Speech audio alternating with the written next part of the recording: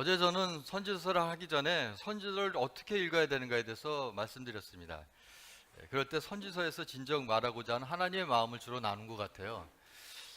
그 하나님의 마음을 모른다면 선지서는 심판의 책으로만 보이고 판단하고 정죄하는 책으로만 보일 거예요.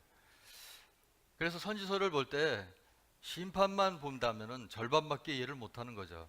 근데 회복과 구원 하나님을 함께 볼 때 온전하게 선지서를 이해하게 됩니다. 무엇보다도 그 바탕에는 뭐가 있을까요? 하나님의 마음이 있었던 겁니다. 여러분, 하나님의 진정한 마음은 뭘까요? 우리가 지금 에레미야를 보고 있지만 잠깐 우리 에스겔서를 잠깐 보겠습니다. 여러분, 에스겔서 18장을 한번 보세요. 하나님이 사람을 향해서, 우리를 향해서 어떠한 마음을 갖고 계신가가 너무 잘 표현되어 있습니다.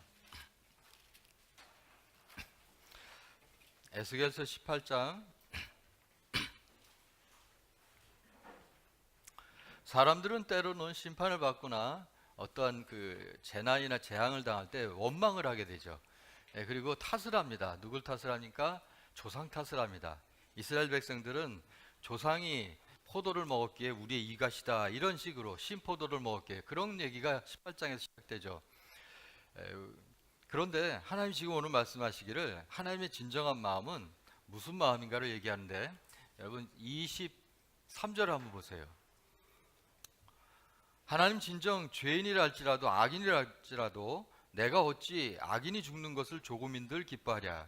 그가 돌이켜 그 길에서 떠나 사는 것을 어찌 기뻐하지 않겠느냐. 여러분, 하나님의 진정한 마음은 죄인이고 악인이라 할지라도 심판키를 원치 않는 거예요. 그가 돌이킨다면 그 심판을 돌이키겠다고 말씀하시잖아요. 32절 한번 보세요. 주 여호와의 말씀이라 죽을 자가 죽는 것도 내가 기뻐하지 아니하노니 너희는 스스로 돌이키고 살지니라. 여러분, 하나님은 기다리는 하나님이죠. 그래서 12차례 경고를 하시면서도 계속 그 하나님은 기다리고 계셨던 겁니다. 저는 성경 66권을 전체적으로 요약한다면 이 한 절로 요약할 수 있다고 생각해요. 그것은 바로 우리가 주일학교 때 열심히 찬양으로 불렀고 열심히 노래 불렀던 바로 요한복음 3장 16절 말씀이죠. 하나님의 진정한 마음은 세상을 멸망시키고자 하는 게 아니죠. 하나님이 세상을 이처럼 사랑하사 독생자를 주셨으니 이는 저를 믿는 자마다 멸망치 않고 영생을 얻게 하려 하심이라. 여러분, 창세기부터 요한계시록까지 전체 주제는 결국은 죄 때문에 망가지고 죄 때문에 잃어버렸던 그 천국을, 에덴 동산을 다시 회복하게 하고 다시 살리고 회복하는 것이 하나님의 진정한 마음이죠. 요한문어는 성경에서 맨 마지막에 쓰여진 책이에요. 그럴 때 맨 마지막에 하나님께서 요한을 통해서 하나님의 진정한 마음이 뭔가를 너무너무 잘 표현하고 있었던 거죠. 자, 우리가 이제 다시 예레미야로 돌아왔을 때 어제까지 그 배경과 그리고 어제까지 전체 구절을 통해서 우리가 본문 전체를 한번 살펴봤어요. 이제 오늘 정말로 본문을 1장부터 52장까지 보도록 하겠습니다. 어제도 말씀드렸지만 예레미야는 어떠한 순서적으로 쓰여진 게 아니죠. 연대기별로. 그래서 제가 주제를 가지고 전체를 교차됐고 구조로 설명을 하면서 그거에 따라서 이렇게 본문을 보도록 하겠습니다. 그리고 대체적으로 어제 12차례 경고나 7가지 표적이나 그리고 상징적인 행동은 25장 안에 있었어요. 그래서 25장까지는 1장에서 25장은 여러분들이 이미 본문을 많이 본 거예요. 그래서 정말 설명해야 될 부분, 어제 설명하지 않은 부분만 이렇게 보고 그 뒷부분을 좀 더 중점적으로 보도록 하겠습니다. 먼저 1장입니다. 1장은 도입장이죠. 1장에서 어제 말씀드린 것처럼 1장은 예언의 장이죠. 회복에 대한 예언, 그 전에 심판에 대한 예언이었습니다. 그것이 52장에서 그 심판이 성취되어지고 그리고 회복이 성취되어지는 걸 우리가 봤죠. 그래서 그 순서들을 한번 먼저 볼게요. 예레미야의 소명장입니다. 여러분, 예레미야를 부르신 하나님은 특별히 5절에 보면 성별하에 부르셨다고 그랬어요. 우리 그 한 절 한번, 요 절이 굉장히 중요한 절입니다. 예레미야를 읽을 때 한번 같이 읽고서 시작하도록 하겠습니다. 1장 5절, 내가 시작. 내가 너를 모태에 짓기 전에 너를 알았고 내가 배에서 나오기 전에 너를 성별하였고 너를 여러 나라 선지자로 세웠노라 하시기로. 여러분, 에레미야를 어떻게 부르셨나는 걸 말씀하실 때 성별하에 불렀다고 얘기하죠. 왜 이게 중요할까요? 당시 예루살렘 주민들은 참 선지자인 예레미야를 들은 것이 아니라 거짓 선지자, 당시 어떻게 보면 그 사람들이 더 떴어요. 쉽게 오늘날 표현하면 더 이름이 알려졌어요. 더 가문도 있었어요. 그런 사람, 그런 제사장, 그런 선지자의 말을 들었죠. 근데 하나님께서는 그를 뭐라고 얘기했죠? 내가 보내지 아니했다. 그래서 에레미야 1장 1절부터 이렇게 1장 처음부터 이렇게 얘기하는 것은 이후에 기록된 에레미야의 글 자체가 뭐하죠? 거룩하게 성별된 하나님의 글이라는 걸 말하는 거예요.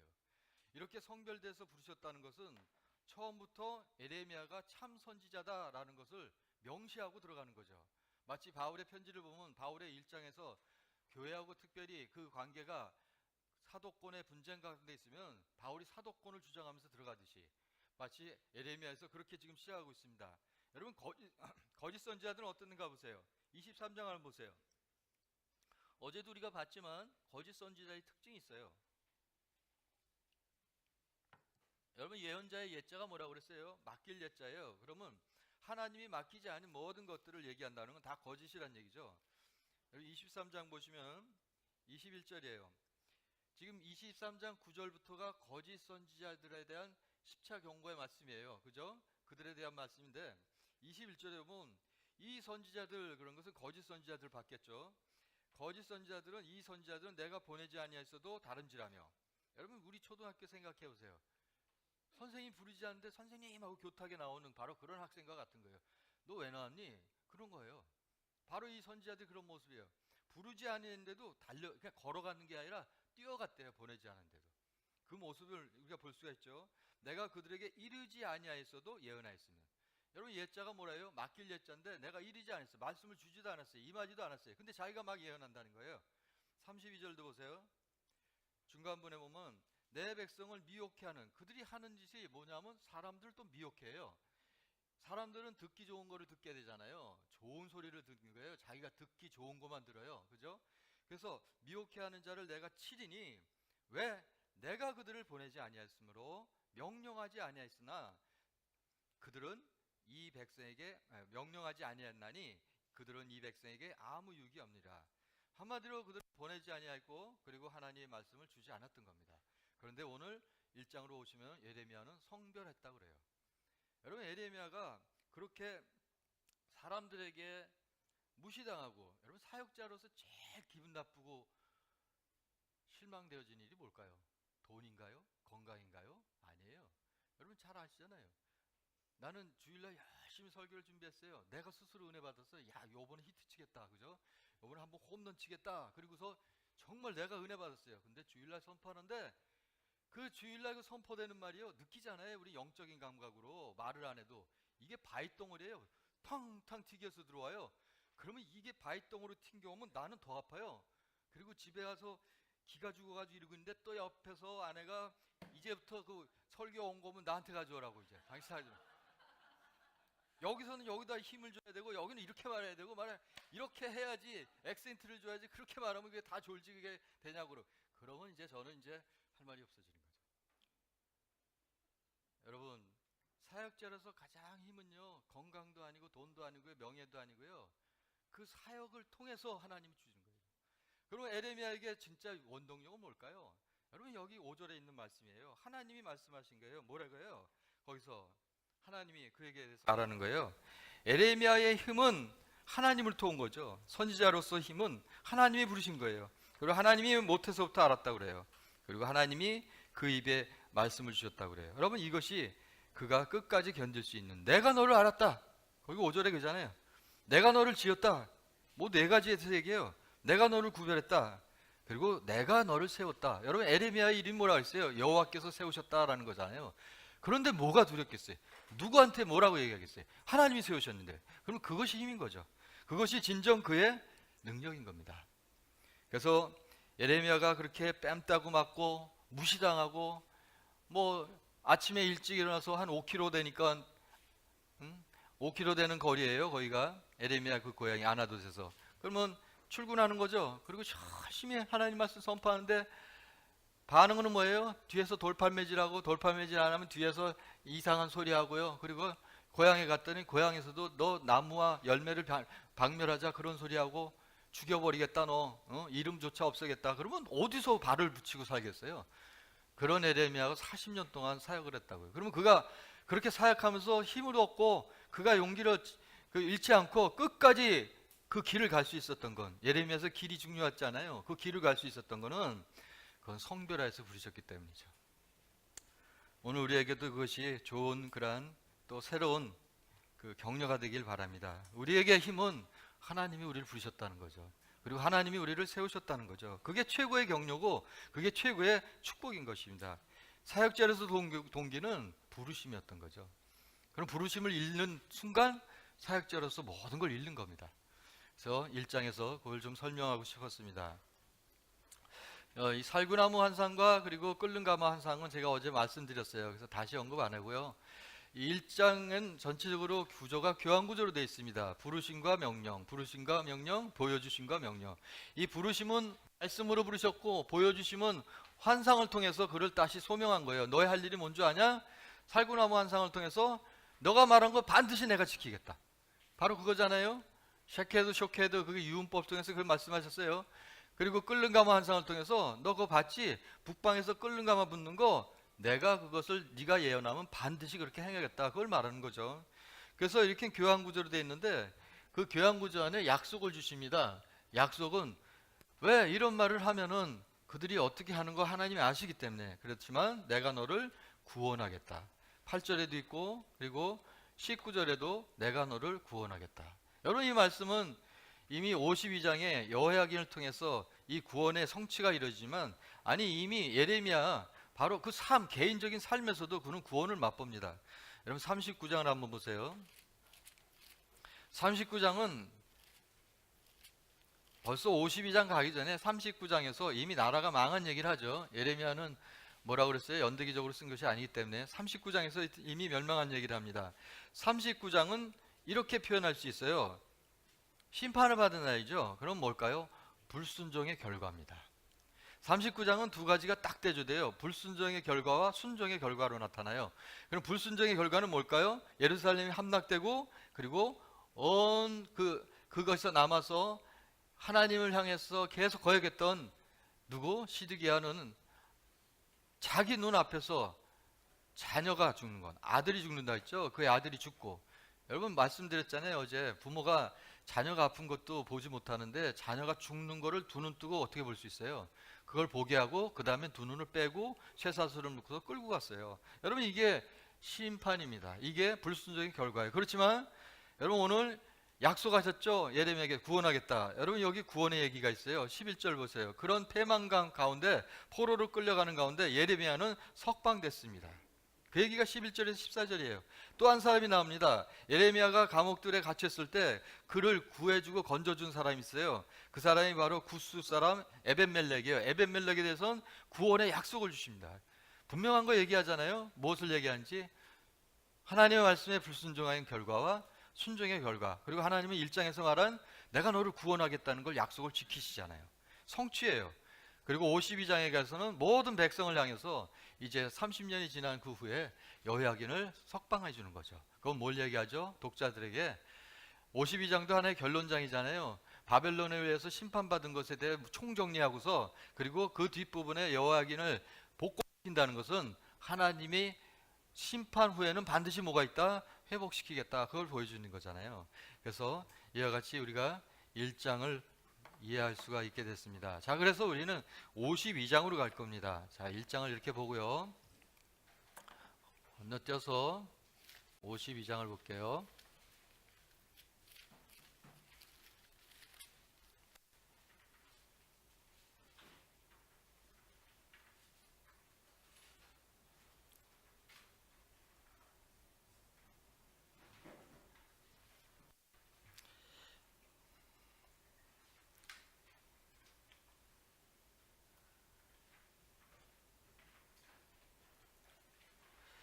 아, 52장은 구조상으로 1장과 이렇게 대꾸가 되는 그런 장이기도 합니다. 그럴 때 이 52장의 처음 부분에 보면은 다시 한번 시드기야 얘기를 하죠. 어떻게 보면 시드기야는 마지막 기회를 놓친 왕이에요. 그리고 어느 누구보다도 시드기야는 예레미야를 통해서 가장 많은 예언을 들었습니다. 하나님의 그런 모든 것을 다 들었어요. 그런데 그는 끝까지 완고하게 그걸 거절했던 거죠. 여러분 두 가지를 얘기하죠. 52장은 심판의 성취와 구원의 성취를 얘기합니다. 1절부터 30절까지는 심판의 성취예요. 어떻게 예루살렘이 함락됐고 성전이 파괴됐는가. 여러분 그들이 가장 귀하게 여기는 게 뭘까요? 그것이 바로 성전이었죠. 어떻게 보면 그들에게 율법과 성전은 그들의 정체성입니다. 그래서 그걸 건들면 아파요. 여러분들 어디 단추 같은 거 다 갖고 계시잖아요. 그거 누르면 아프잖아요. 전도여행 갔을 때 그 단추 누르면 난리 나잖아요. 그잖아요. 여러분 이스라엘 백성에게 단추가 뭘까요? 성전이에요. 그걸 건들면 안 되는 거죠. 바울도 그거 건드렸다가 그래서 그 재판받고 그런 거잖아요. 다 성전이에요. 예수님도 그랬고요. 지금 이 성전을 건든 거예요. 성전이 어떻게 했어요? 그들이 그렇게 이거는 절대 이거 허물어지지 않을 거야. 그런 성과 그런 성전이 파괴된 게 바로 586년입니다. 그리고 31절부터 40절은 구원의 성취에 대해서 얘기하죠. 여호야긴 왕을 바로 복권시키는 겁니다. 여러분 바벨론에 끌려간 유다 백성들에게 왕은 누구라고 그랬을까요? 여러분 그 당시에 그들이 끌려가서 살고 있었던 그곳이 있었습니다. 그 강가에서 발견된 토판을 보면요, 그들이 왕을 누구라고 표현하냐면 시드기야 왕이라고 표현 안 해요. 시드기야는 왕으로 표현 안 해요. 그리고 여호야긴을 왕으로 표현합니다. 여전히 그들을 포로로 끌려간 여호야긴을 그들은 왕으로 생각하고 있는 거예요. 근데 그 여호야긴을 복권됐다는 것은 이제 곧 그들에게도 그러한 날이 올 것이다. 그리고 본문 안에서 25장에서 이미 70년이 차면, 하나님이 약속하신 그것이 차면 어떻게 해요? 너희가 돌아올 것이다. 그걸 미리 앞서서 어느 중간 지점을 보여준 거잖아요. 그래서 바로 이런 것이 52장이다 라는 것입니다.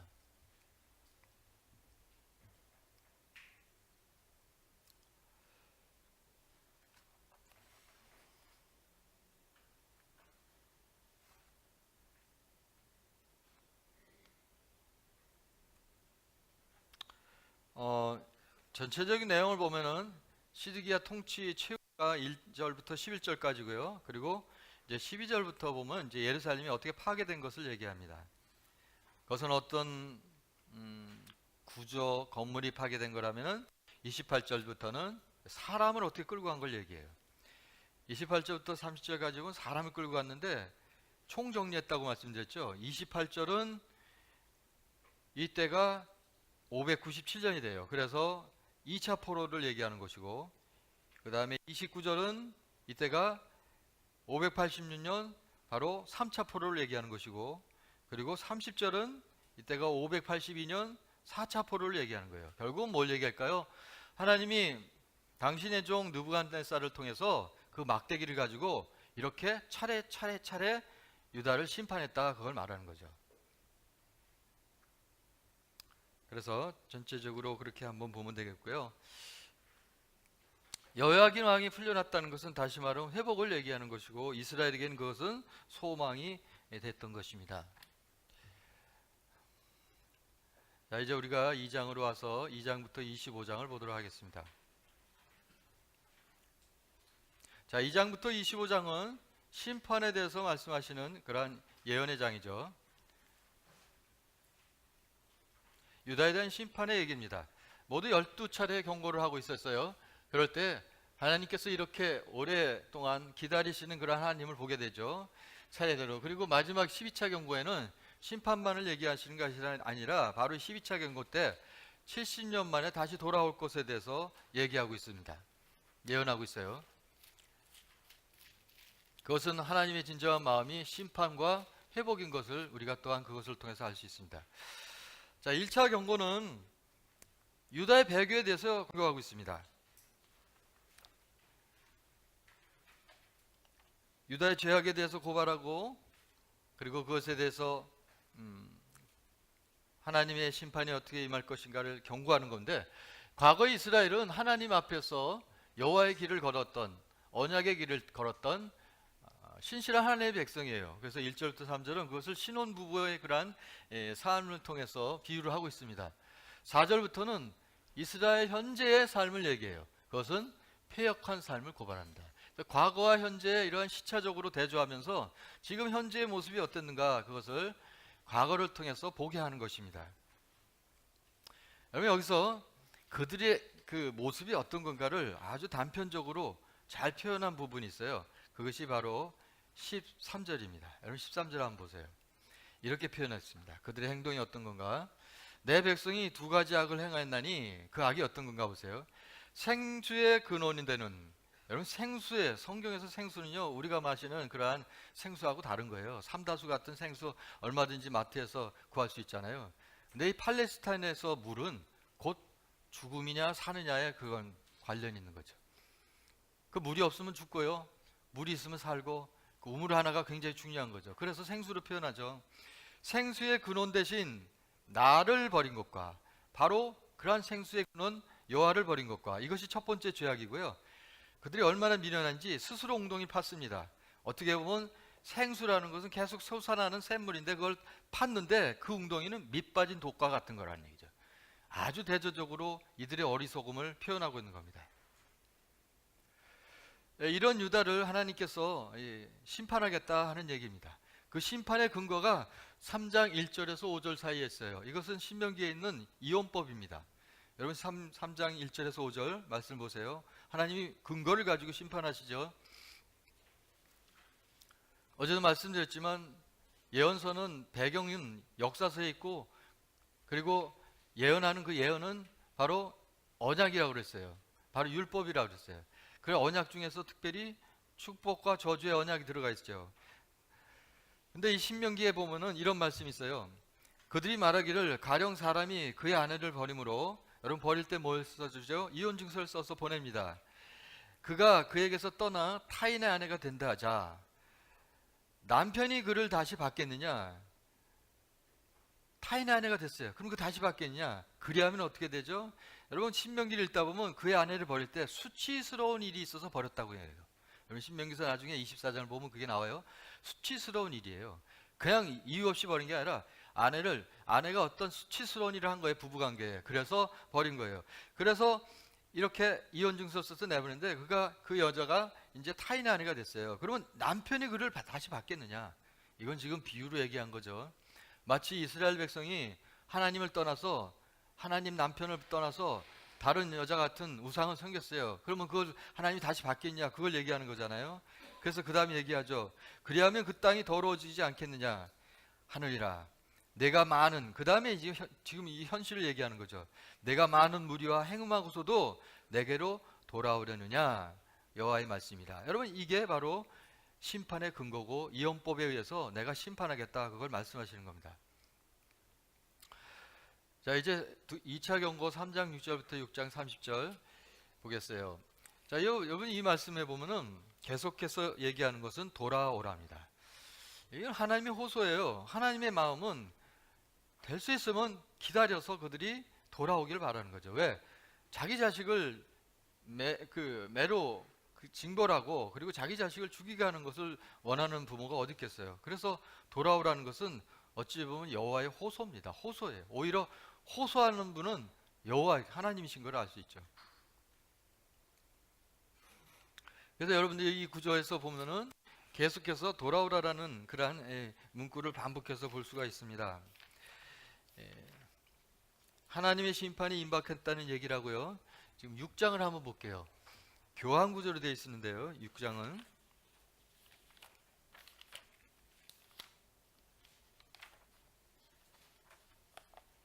6장 10절부터 30절을 한번 보도록 하겠습니다. 여러분 여기 그러므로라는 것이 모두 4번 나옵니다. 그러면 그러므로 앞에 부분은 죄에 대해서 얘기해요. 그리고 그러므로, 그래서 내가 심판하겠다, 이런 구조로 되어 있어요. 그래서 AB는 교환 구조로 되어 있는데, 그런 그러므로가, 자 11절 보세요. 거기 첫 번 나오고요. 그리고 15절 중반에 나옵니다. 그러므로 그들이 엎드러지니라. 그죠?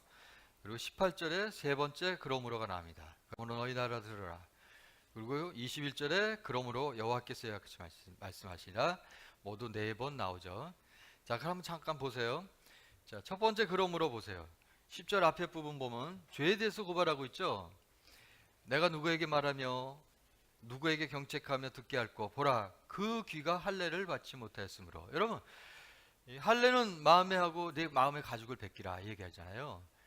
마음에 가죽이 덮여 있으니까 귀가 듣지 못하는 거죠. 봐도 보지 못하는 거예요. 그래서 여기서 네 귀가 할례를 받지 못하였으므로 듣지 못하는도다. 그래서 어떻게 해요? 하나님 말씀을 욕으로 여겨요. 여러분, 하나님 말씀을 욕으로 여긴다 그러죠. 욕으로 여기고 이를 즐겨하지 아니하리라. 여러분, 왜 그래요? 마음에 가죽이 덮였으니까 그러죠. 죄에 대해서 고발하죠. 그러므로 하면서 B 부분이 심판입니다. 여호와의 분노가 내게 가득하여 참기 어렵도다. 그것을 거리에 있는 아이들과 모인 청년들에게 부으리라. 그래서 그 붓는 그 진노가 그 뒤에는 뭐죠? 포도주 잔으로 나오는 거예요. 부으리니 남편과 아내와 나이 든 사람과 늙은이가 다 잡히리로다 하면서 지금 계속해서 나오는 거예요. 13절부터 다시 A 부분이 돼요. 죄에 대해서 고발하죠. 작은 자로부터 큰 자까지 탐욕한다고. 그리고 15절 상반절까지고요. 15절 하반절부터 그러므로 그들이 엎지는 자와 함께 엎드려질 것이다. 그들을 내가 벌하리다. 여러분, 세 번째 18절부터가 다시 또 죄에 대해서 얘기해요. 그들이 길을 떠났어요. 옛적 길, 선한 길. 이 길이 뭘까요? 여기서는 언약의 길이죠. 그 언약을 떠난 겁니다. 뭐라고 얘기해요? 너희 심령이 평강을 얻으리라 하나 그들의 대답이 우리는 그리로 가지 않겠노라. 파수꾼을 세웠어요. 파수꾼은 뭐예요? 멀리 보고 적이 침입하나 안 하나 경고를 미리 주는 거잖아요. 파수꾼이 나팔을 분다는 건 경고의 나팔이에요. 못 듣겠다. 우리 듣지 않겠다. 그래서 그러므로 너희 당할 일 내가 너희에게 재앙을 내리겠다. 그렇게 말씀하시는 거죠. 그럼 네 번째는 19절 하반절부터예요. 19절 하반절부터는 그들이 말을 듣지 아니하며 내 율법을 거절했더라. 그죠? 그래서 이것에 대한 죄에 대해서 하나님은 그들의 번제도 받지 않는데요. 여러분, 마음이 없는 그러한 제사가 하나님 아시지 않겠어요? 그러니까 안 받겠다는 거예요. 그런 희생제물 제물 달게 받지 않는데요. 그래서 그러므로 어떻게 해요? 그들 앞에 장애물을 두겠다. 그리고 친구와 함께 이웃과 함께 멸망하리라. 이런 식으로 되어 있습니다.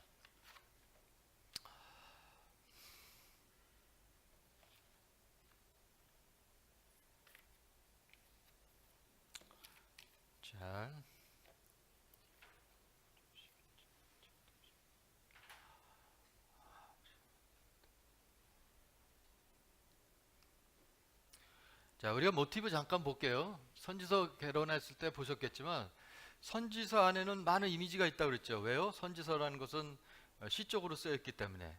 그래서 이미지와 그런 어떤 상징적인 것들 많이 쓰죠. 근데 이미지들 안에, 그 선지서에 있는 이미지들 안에 그것들의 근거가 되는 거, 그게 모티브입니다.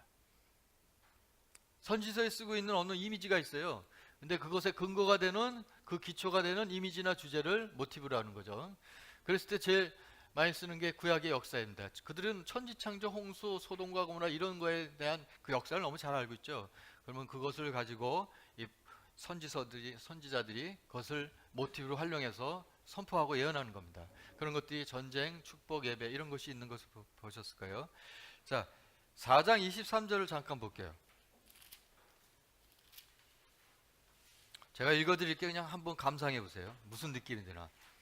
23절부터 이렇게 보라 내가 땅을 본즉 혼돈하고 공허하며 하늘에는 빛이 없으며 내가 산들을 본즉 다 진동하며 작은 산들도 요동하며 내가 본즉 사람이 없으며 공중의 새가 다 날아갔으며 내가 본즉 보라 내가 본즉 좋은 땅이 황무지가 되었으며 그 모든 성읍이 여호와 앞에 그 맹렬한 진노 앞에 무너졌으니. 여러분, 이게 뭐 같아요? 어디가 생각이 나요? 예, 창세기인데 거꾸로 창세기죠. 그래서 이게 모티브입니다. 천지창조 모티브를 역천지창조로 말한 것입니다. 여러분, 뭘 얘기할 거예요? 이 의미는 유다가 파괴됨으로써 피조물 세계 전체가 황폐하는 그런 모습을 보여주고 있는 거예요. 유다와 맺은 하나님의 언약의 실패는 일종의 천지창조 자체를 무효화시키는 것 같은 의미가 있다. 이걸 말하는 겁니다.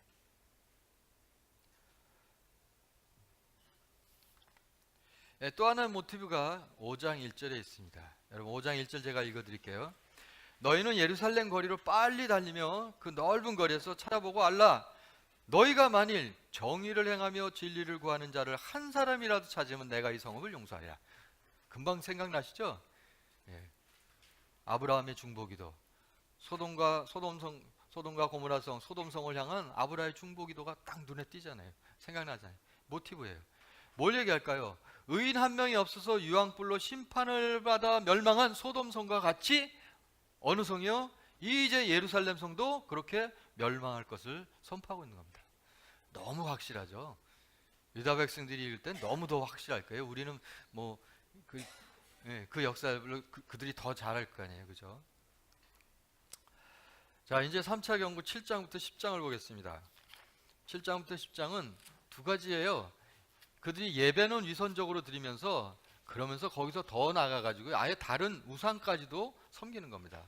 어제 말씀드렸지만 7장 성전에서 설교하는 거죠. 설교의 제목이 뭐였어요? 그날 주보에 너희의 길과 행위를 바르게 해라. 이게 그날 본문과 설교의 제목이었어요.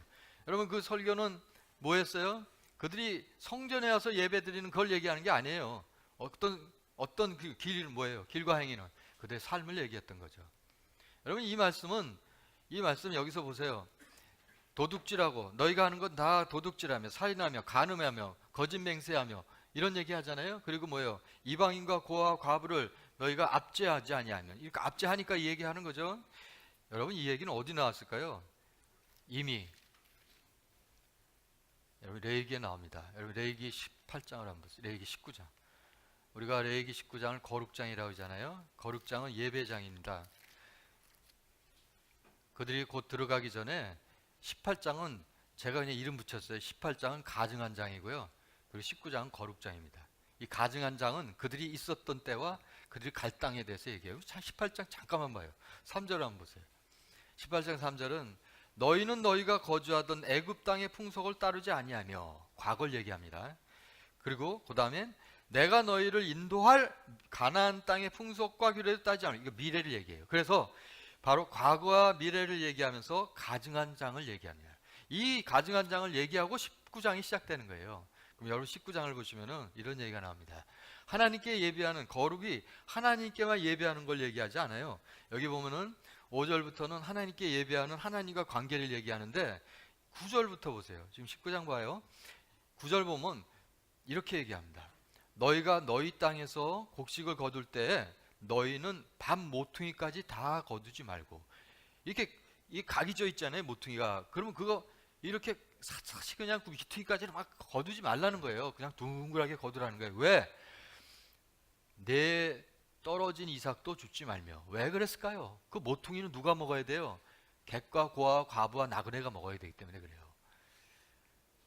그리고 이삭 추수하다가 이삭 떨어지면 그거 줍지 말라는 거예요. 그래서 그 이삭 주순 사람이 누구예요? 바로 나그네들 다 돌아온 룻이었잖아요. 10절도 보세요. 내 포도원의 열매를 다 따지 말며 내 포도원에 떨어진 열매도 줍지 말며 누구를 위해서? 가난한 사람과 거류민을 위해서 버려두라. 여러분 이게 거룩이에요. 우린 거룩을 하나님께 예배하는 것만 거룩이라 하잖아요. 그렇지만 19장에서 말하는 거룩은요, 수평적 거룩도 얘기하는 거죠. 여러분 십자가를 보세요. 위로 시술적 예배가 있지만 옆으로 수평적 예배도 있는 거예요. 주님이 말씀하시잖아요.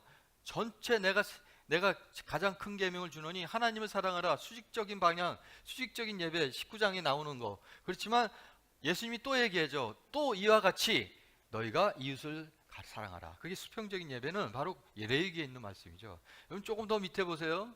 13절 보세요. 너는 내 이웃을 억압하지 말며 착취하지 말며 품꾼의 삭을 아침까지 밤새도록 내게 두지 말며. 여러분 품꾼은 뭘까요? 월급쟁이가 아니에요. 하루 일삭을 받는 거예요. 그러면 일삭을 받고 어떻게 할까요? 집에 가다가 쌀가게에서 쌀을 가지고 집에 가져가야지 누가 먹어요? 새끼와 자식. 그러니까 아내와 자식이 먹는 거예요. 그걸. 그걸 안 주면은 그날 굶고 사는 거죠. 여러분 그게 품삯이잖아요. 그럼 그것을 어떻게 해요? 아침까지 밤새도록 내게 두지 말라는 거예요. 귀먹은 자를 저주하지 말고 맹인 앞에 장애물을 두지 마. 여러분 이게 거룩이에요. 이게 예배예요. 지금 근데 예레미야가 바로 뭘 설교한 거예요? 바로 이거 설교한 거죠. 길과 행위를 바르게 하라. 다른 얘기한 게 아니죠. 그러면서 성전에 와서 뭐라는 거예요? 내 이름을 일컫는 이 집에 들어와서는 내 앞에 서서 말하기를 뭐라고 얘기했다고 했어요? 구원하심이 어린 양께 있도다. 찬양하는 거죠. 똑같은 거예요. 우리가 구원을 얻었나니, 그래서 하나님께서 뭐라고 그랬어요? 이 모든 가증한 일을 행하는 자들이야. 이렇게 얘기했죠. 그래서 오늘 이 3차 경고는 바로 거짓 예배에 대해서 얘기합니다. 그런데 이 예배가 아주 총체적으로 드려지는 걸 보게 돼요. 어디서요? 성전에서, 방금 얘기한 성전에서 거짓 예배 드렸습니다. 근데 가정에서도 그렇게 드려요. 7장 16절을 보세요. 아주 총체적으로 가정 모두가 동원돼서 하는 모습을 보게 돼요. 17장 16절부터는요, 하늘의 여왕 다른 신들에게 제사하는 얘기를 합니다. 그럴 때 18절을 보시면 이렇게 됩니다. 자식들은 나무를 줍고, 여러분 그 당시 땔감이 그 나무였던 거죠. 아버지들은 불을 피우며 부녀들은 가루로 반죽을 하며. 아주 총체적이죠. 자식과 아내와 아버지가 아주 자기의 역할이 다 있어요. 그래서 뭐랍니까? 하늘의 여왕, 이 하늘의 여왕이 이슈타르입니다. 이슈타르는 바벨론에 들어가는 그 문 이름이 이슈타르예요. 바로 하늘의 여왕을 위해서 과자를 만드는데, 이 과자가 바로 뭐냐면 제물이었습니다. 과자가 제물이었어요.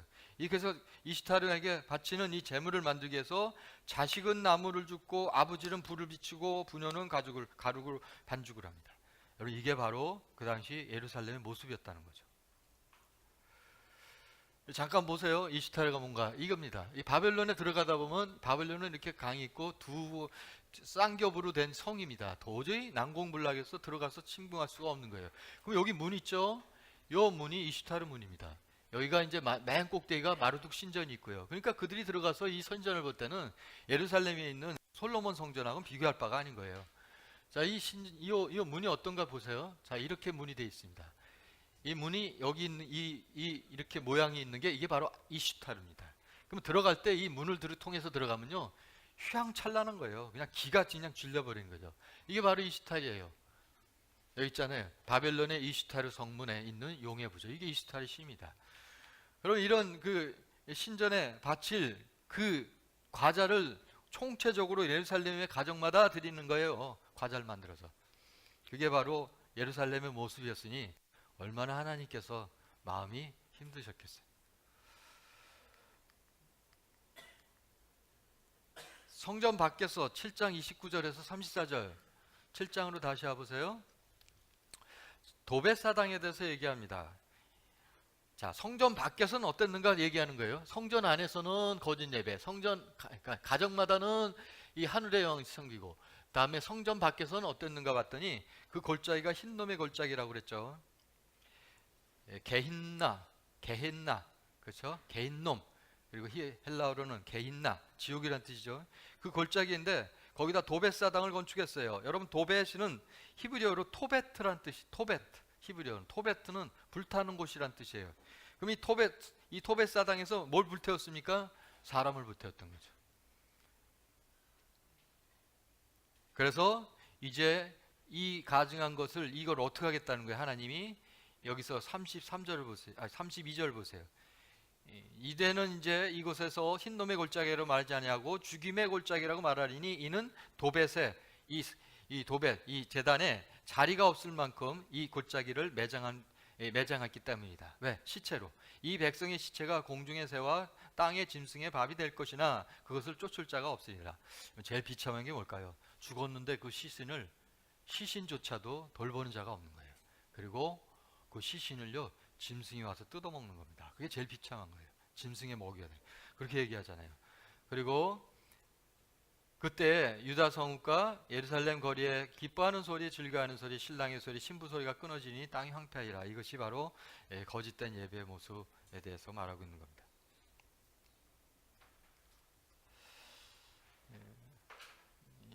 7장 12절에서 15절 보면요, 실로에 대해서 얘기합니다. 실로. 이것도 모티브죠. 실로에서 하나님께서 역사하셨던 건 실로의 그 문을 닫아버렸습니다. 실로의 해막을 닫아버렸어요. 그 실로와 같이 행한다 얘기는 뭘까요? 그와 같이 이제 이 예루살렘 이 성전을 어떻게 하래요? 그렇게 닫아버리겠다라는 거죠. 왜? 이렇게 내 이름으로 일컫는 집. 왜 그렇게 표현했을까요? 저는 한번 묵상이었어요. 내 이름을 일컫는 집. 그냥 성전이라고 쓰지 않고 왜 내 이름을 일컫는 집이라고 했을까요? 여러분, 십계명을 생각해 보세요. 십계명의 제3계명이 내 이름을 망령 때 일컫지 말라. 그럼 저는 그걸 생각해 봤어요. 이들이 행하는 행위가 지금 내 이름을 망령 때 일컫기 때문에 그래요. 내 이름을 더럽히는 거예요. 자식이 밖에 나가서 나쁜 짓 하면요, 뭐예요? 에비엄이 얼굴에다가 먹칠한다고 하잖아요. 바로 내 이름을 먹칠한 거죠. 자, 그럼 그래서 이 실로가 나오는데요. 실로도 하나의 모티브입니다. 그러면 한번 예레미야를 생각해 보면 이것이 실로에게를 이렇게 했을 때는 현실감이 있어요. 예레미야는 그 조상으로 쭉 올라가면 어디까지 올라가죠? 아비아달 쭉 올라가면 엘리까지 올라갑니다. 엘리의 제사장, 실로에서 제사장했던 바로 엘리까지 올라가는 거죠. 그래서 누구보다도 실로에 대한 역사를 잘 알 거예요. 그것에 대해서 오늘 이렇게 이 모티브를 통해서 지금 선포하고 있는 것이다. 8장은요, 8장 22절, 그래서 9장은요, 지금 얘기가 어떻게 되냐면 이 사회에서의 그러한 거짓된 모습을 얘기합니다. 거짓된 사회의 모습을 얘기해요. 여기 보면 9장에서 8장 22절에서 9장을 보시면요, 계속 속인다, 속임을 그러니까 조심해라 이런 얘기가 나옵니다. 9장 4절도 한번 보세요. 너희는 각기 이웃을 조심하며 어떤 형제들은 믿지 말라. 왜냐하면 형제마다 완전히 속이며 이웃마다 다니면 비방함이라.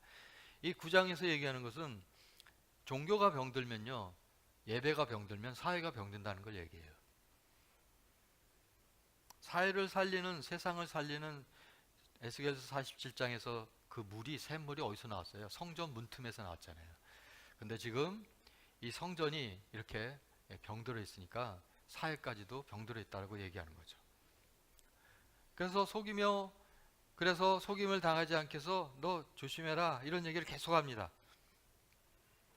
그래서 하나님께서 이런 것을 심판하지 않겠느냐라는 게 9절의 말씀이 있습니다. 내가 이 일들로 말미암아 그들에게 벌하지 아니하겠으며 내 마음이 이런 나라에 보복하지 않겠느냐 하면서 하나님이 보복하시겠다고 말씀하시는 겁니다.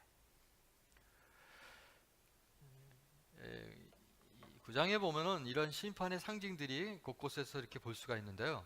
그것이 9장 15절에 보면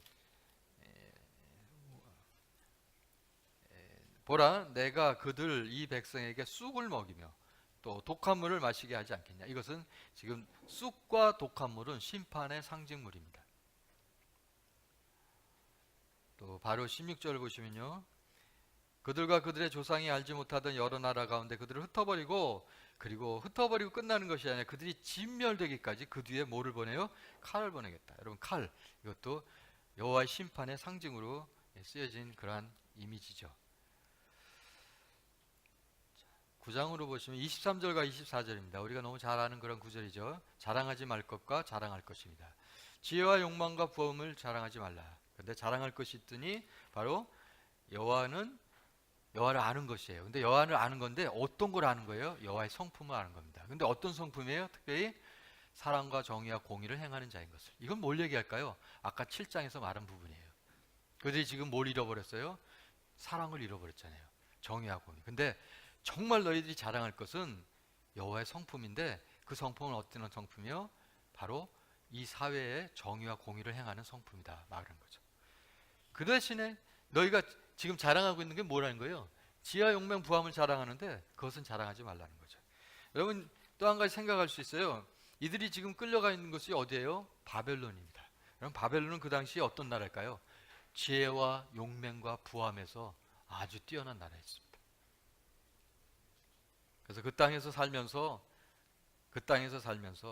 여호와의 백성으로 구별된 삶은 바로 이 바벨론 땅에서 자랑하는 그것이 아니라 바로 여호와다라는 것을 다시 한번 깨우쳐 주고 있는 거죠. 여러분, 그것을 알 수가 있는 부분이 25절과 26절이에요. 여호와의 말씀이라 보라, 날이 이르면 할례 받은 자와 할례 받지 못한 자를 내가 벌하리라. 어째 할례 받은 자도 벌할까? 다시 그걸 풀었습니다. 26절. 곧 애굽, 유다, 에돔, 암몬, 모압, 광야에 살던 살짝을 깎은 자들은, 그들은 다 이방인들이죠.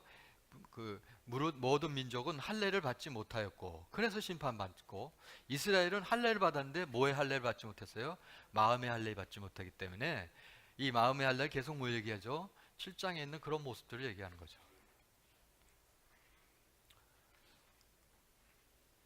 자, 10장은 크게 대조됩니다. 에레미야는 참 대조도 자주 사용해요. 10장은 거짓 우상과 참된 하나님을 대조합니다. 여러분, 거짓 우상의 특징이 뭘까요? 말을 못해요. 걸어다니지도 못해요. 그래서 사람들이 깎아서 만들었어요. 여러분, 그것을 자기가 깎아서 만들고 자기가 이렇게 지어가지고 이쪽에도 옮겨놔요. 그리고 거기다가 대고 나를 보아소서 하고 경배하는 그 모습이 얼마나 멋있어 보여요. 근데 그들은 그렇게 했어요, 지금 그때. 근데 더 중요한 아주 결정적인 말은요, 14절과 15절에 있습니다. 14절 15절 읽어드릴게요. 사람마다 어리석고 무식하도다. 은장이마다 자기가 조각한 신상으로 말미암아 수치를 당하나니 이는 그가 부어 만든 우상은 거짓이요. 그 다음에 결정적인 말 있죠. 그 속에 생기가 없습니다. 이게 결정적인 말입니다. 여러분, 우상과 하나님의 결정적인 것은 살아있는 분이냐 그렇지 않느냐입니다. 그런데 참 하나님은 어떠십니까? 참 하나님은 6절 보세요. 여호와 주와 같은 이가 없나이다. 주는 크시니 주의 이름이 그 권능으로 말미암아 크시니이다.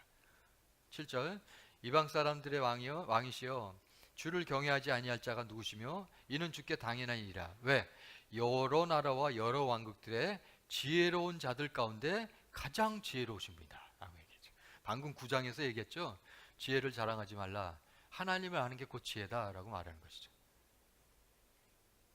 그리고 결정적인 부분은 바로 이 부분입니다. 10절입니다. 오직 여호와는 참 하나님이시요 살아계신 하나님이시요. 첫 번째, 살아계세요. 그리고 그 하나님은 영원하신 왕이시다. 이 두 가지가 결정적인 특징이죠.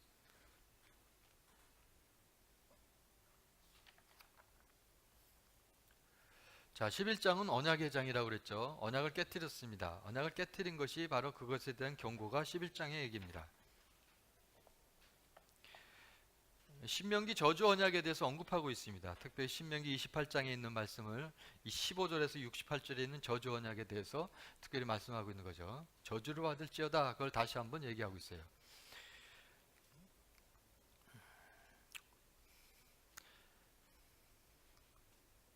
자, 언약의 내용이 뭔가를 한번 살펴보겠어요. 언약의 내용이 바로 이 4절에 있습니다. 이 언약은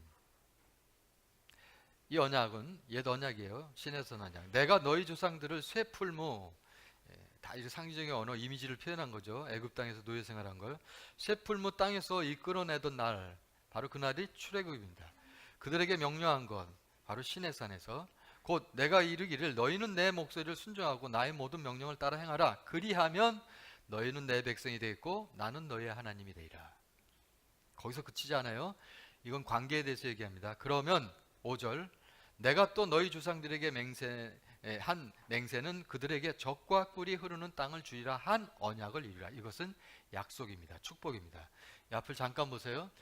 지금 이 5절은 4절과 5절은 이런 관계를, 이런 흐름을 얘기하고 있습니다. 자, 순종하면은 뭐가 된다는 거죠? 관계가 회복되고, 관계가 회복되면 뭐가 성취돼요? 축복과 약속이 성취된다. 그걸 말하는 겁니다. 지금 4절과 5절에서 그거를 언독자들에게 말하고 있죠. 여러분, 오늘날 우리가 한번 생각해 보세요. 세상 사람들은 지금 이거를 원합니다. 축복을 원해요. 복을 원해요. 아니, 복을 원할 뿐만 아니라 복을 쟁취합니다. 마치 푸미녀의 그 박복자 같이 복을 쟁취해요. 자기가 누릴 것이 아닌 거를 막 쟁취합니다. 속이고 유혹하고 뺏어요. 근데 그 마지막 해에 그가 죽으면서 흘린 눈물은 이게 다 내 것이 아니구나 그거 흘리는 거죠. 세상은 이걸 청취합니다. 아니, 어떻게 보면 우리가 하나님의 말씀을 따르는 우리도 여기에 초점이 맞춰져 있는지 모르겠어요. 근데 복은 하나님이 우리에게 성취하시는 거지 내가 쟁취하는 게 아니라는 거죠. 복은 어떻게 된다는 거죠? 순서적인 거죠. 순종하는 거예요. 그러면 하나님과의 관계가 회복되는 거죠. 그러면 자연히 맺어지는 열매가 축복인 것입니다. 복은 내가 맺으려고 하는 그러한 열매가 아니라 하나님이 내게 맺혀주는 것이라는 것을 분명히 말씀하고 있죠. 여러분, 순종은요, 여러분 순종을 생각하면 약간 어떤 그 말씀을 먼저 생각할지 모르겠어요. 의무 이렇게 생각하는데, 순종은 하나님 말하는 순종 그거 아니죠. 신명기에서 진정 말하는 순종은요, 사랑을 말하고 있습니다.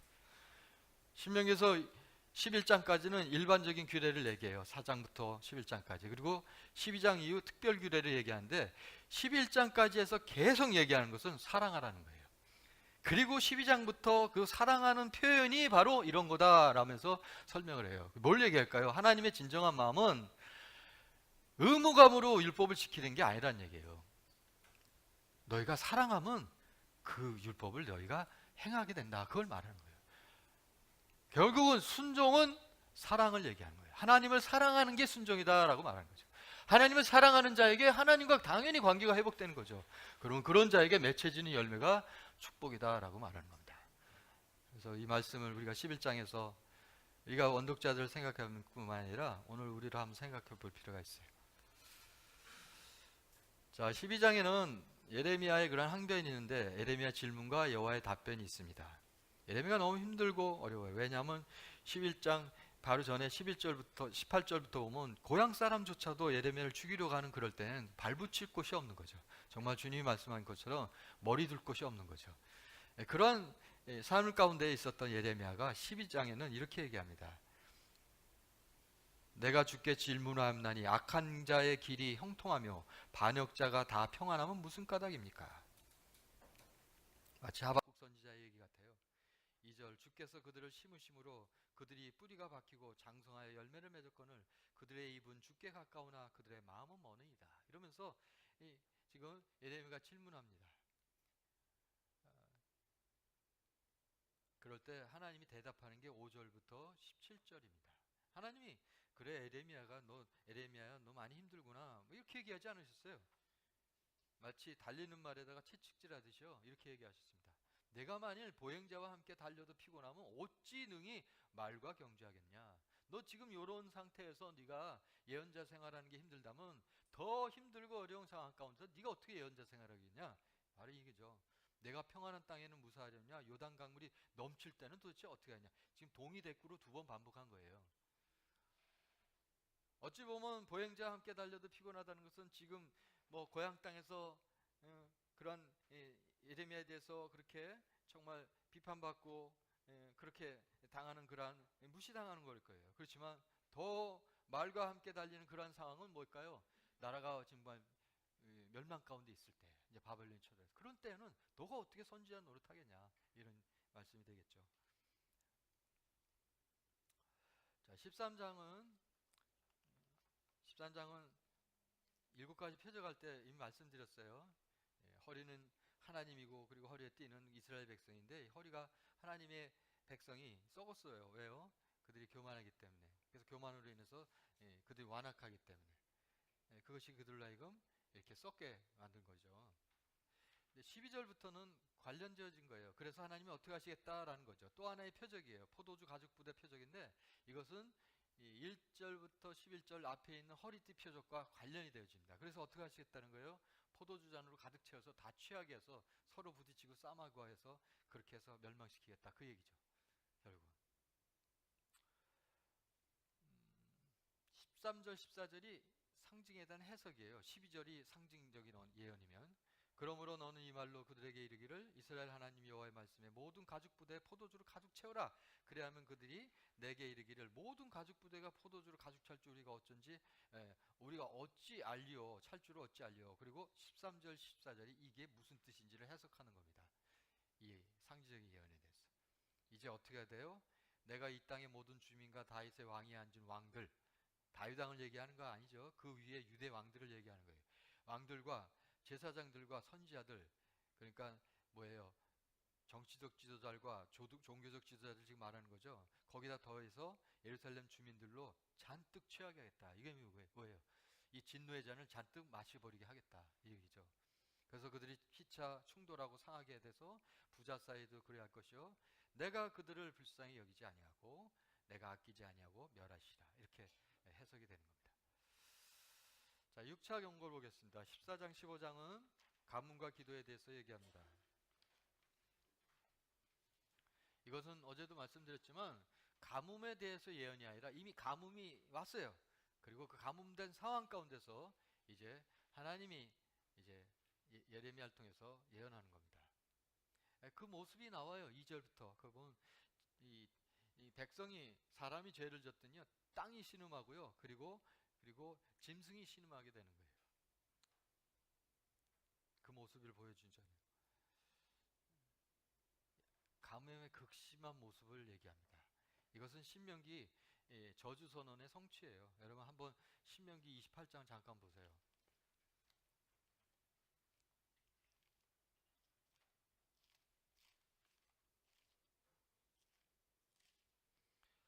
여러분 신명기 28장 22절에서 24절이 바로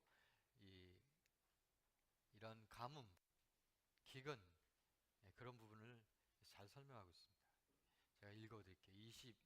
28장 22절입니다. 22절부터 하나님이 내린 재앙인데요. 여호와께서 폐편과 열병과 염증과 학질과 한재와 풍재와 썩는 재앙으로 너를 치리니 이 재앙들이 너를 따라서 너를 진멸하게 할 것이다. 그 다음을 보면요, 끔찍해요. 23절 보면 내 머리 위에 하늘은 노치 되고, 여러분 하늘이 노치예요. 하늘 쳐다봤더니 쇠덩이야, 쇠덩이, 노시예요. 근데 땅을 쳐다봤더니 땅은 또 뭐예요? 철이에요. 그러면 여러분 그냥 조그만 공간에 갇힌 것도 답답한데 하늘 전체가 노시고요, 땅이 전체가 철이에요. 근데 하늘에서 비가 내리는데 뭐가 내려요? 티끌이 내립니다. 그리고 뭐가 내려요? 모래가 내린대요. 여러분 이게 바로 하나님의 심판 저주의 모습입니다. 바로 이게 지금 나타난, 지금 어디예요? 예레미야에서 나타난 십자장의 바로 모습이었던 것입니다. 14장에 보면은 다시 14장으로 오세요. 예레미야 14장 오시면은 그래서 백성들이 탄원합니다. 탄원하는 얘기가 7절이죠. 하나님 우리의 소망이시잖아요. 하나님 이름을 위해서 일하세요. 살려달라는 거죠. 근데 뭐라 그랬어요? 10절에 여호와께서 그 어그런진을 사랑하기에 내가 그들의 발을 멈추지 않으므로 내가 그들을 받지 않겠다고, 그 탄원을 받지 않겠다고.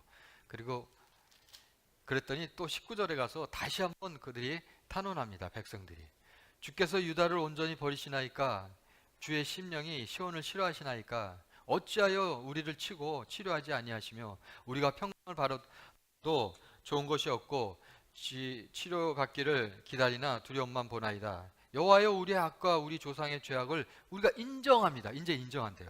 인정합니다. 우리 죄를 범했습니다. 그러니 우리를 미워하지 마옵소서. 우리를 욕되게 하지, 아니 이렇게 얘기해요. 주의 영광의 보좌를 욕되게 하지 마옵소서. 누가 욕되게 했어요? 주의 보좌를. 그런데 이렇게 얘기하는 거예요. 이렇게 우리를 미워함으로 주의 영광의 보좌를 욕되게 하지 마옵소서. 주께서 우리와 세우신 언약을 기억하시고 패하지 마옵소서. 누가 패했어요? 누가 기억하지 못했어요?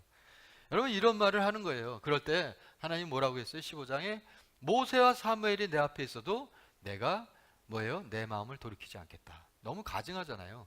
그래서 2절에 얘기하죠. 죽을 자는 죽음으로 나가고 칼을 받을 자는 칼로 나가고 기근 당한 자는 기근으로, 포로될 자는 포로로, 그리고 뒤쫓아가면서 네 가지 벌을 향하겠대. 3절에 지금 15장 보고 있어요. 15장 3절에 내가 그들을 네 가지 벌로, 곧 죽이는 칼, 찢는 개, 삼켜버리는 공중의 새, 그리고 땅의 짐승, 땅과 하늘을 통해서 그들을 쫓아가면서 멸하겠다. 이렇게 얘기하죠. 하나님의 그 마음을 알 수가 있죠. 하나님 진정 이러고 싶으셨겠어요? 자, 이제 16장입니다. 16장은 처음부터가 너 결혼하지 마로 시작합니다.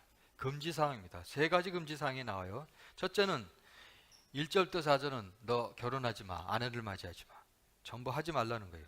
그 다음에 두 번째는 5절입니다. 너 상가에 들어가지 마.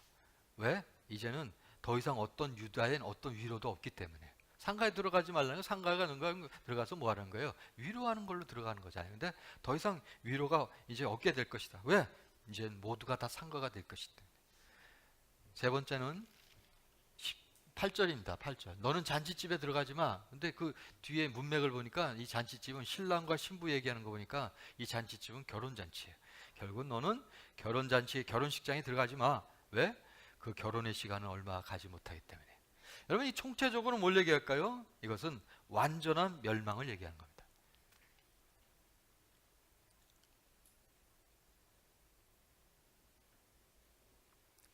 다시 한번 백성이 탄원합니다.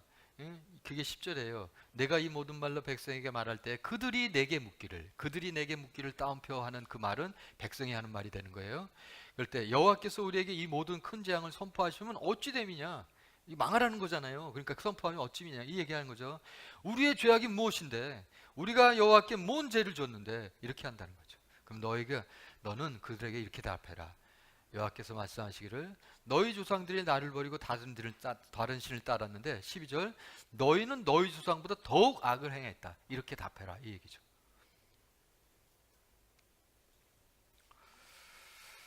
자, 자, 이제 17장으로 넘어오겠어요. 자, 17장에 보면 유다의 죄에 대해서 얘기합니다. 유다의 죄에 대해서 기록하는데 세 가지를 얘기합니다. 첫째는 금강석 철필로 기록하라고 얘기하죠. 여러분, 금강석이라는 게 유리를 자르는 아주 날카로운 거죠. 그러니까 그걸로 이 글을 쓰면요, 안 지워진다는 게예요. 금강석 철필이라는 것은 지울 수 없는 죄라는 걸 말합니다. 그들의 죄가 절대로 지워지지 않는다는 거예요.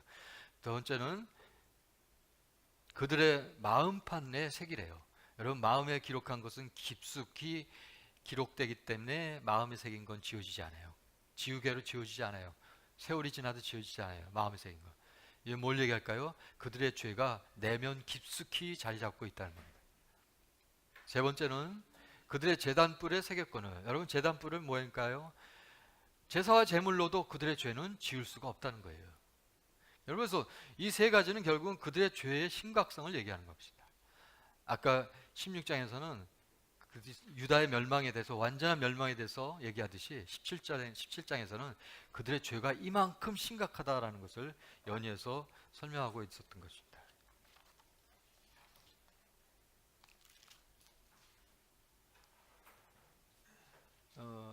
17장 5절에서 11절을 보겠습니다. 여기도 대조가 나옵니다. 거짓된 의뢰와 그리고 참된 의뢰가 나옵니다. 그럼 거짓된 의뢰는 어떤 의뢰일까요? 사람을 의지하는 것입니다. 너희가 방백을 의지하지 말라 했잖아요. 사람을 의지하는 거예요. 여러분, 사람을 의지하는 자는 저주를 받을 것이다. 축복과 저주에 대해서 얘기해요. 참된 의뢰는 뭘까요? 참된 의뢰는 7절부터 8절인데요. 여호와를 의지하는 겁니다. 그런 자는 복을 받을 것이라고 얘기하죠.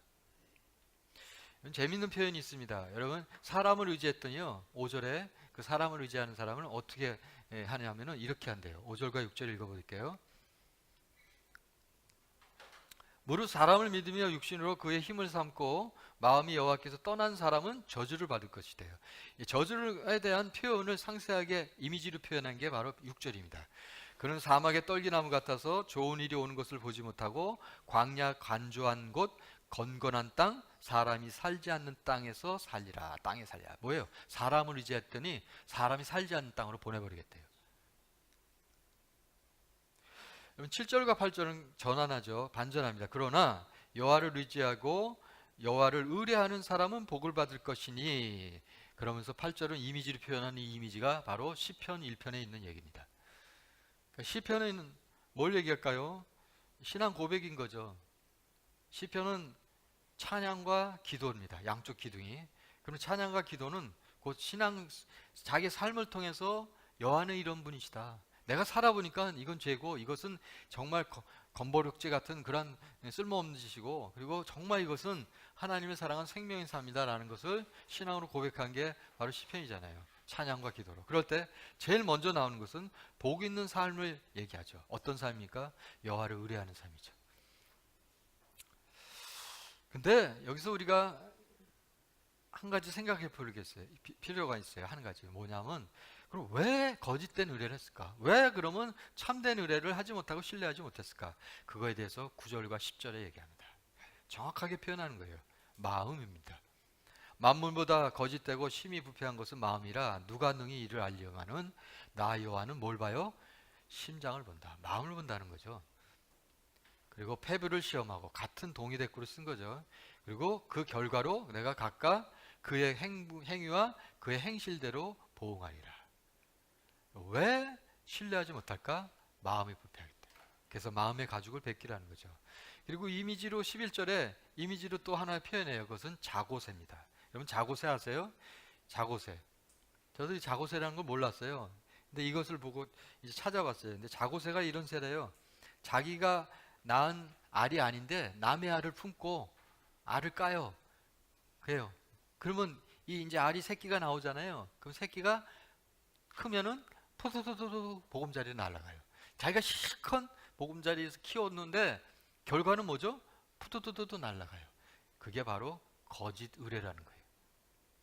헛된 의뢰라는 거죠.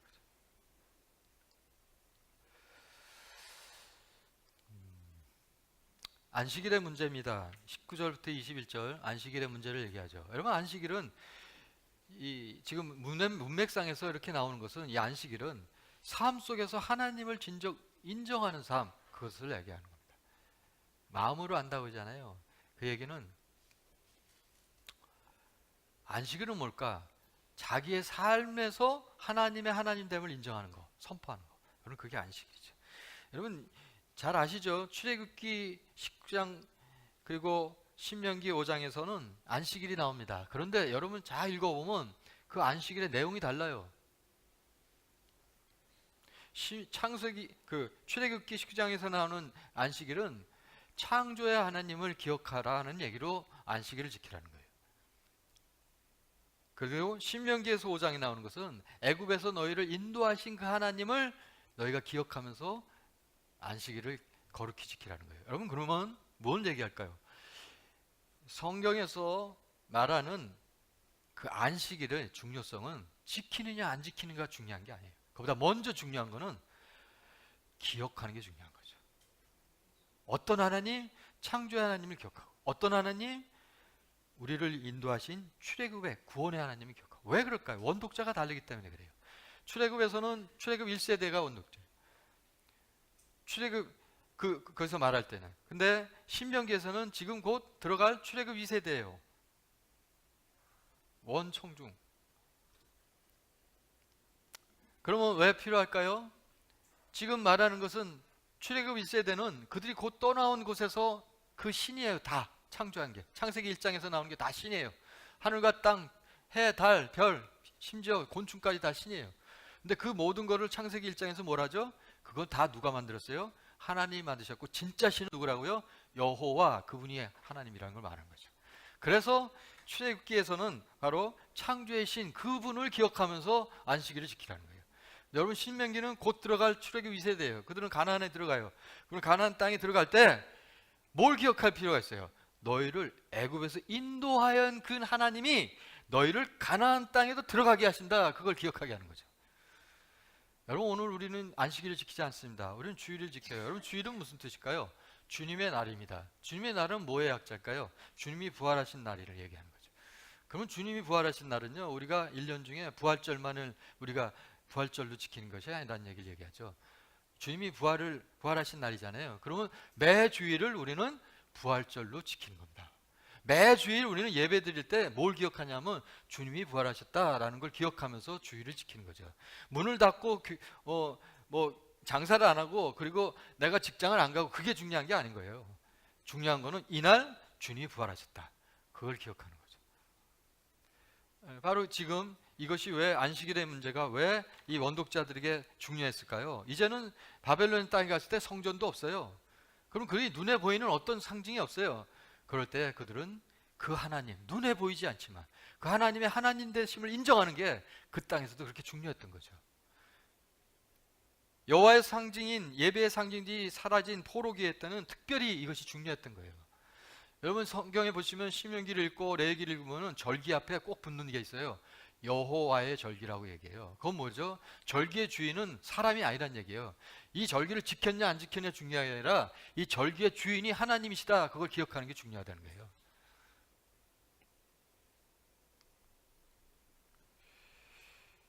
이 8차 경고가 이제 8장부터 20장까지입니다. 같이 연이어지는 거예요. 18장부터가 토기장이 그리고 온기를 사는 것, 그리고 이것에 연관돼서 이제 이 바술이 예레미야한테 와가지고 이제 하는 얘기가 이제 20장이거든요. 이게 연관된 겁니다. 자, 먼저 18장을 보시면 토기장이에요.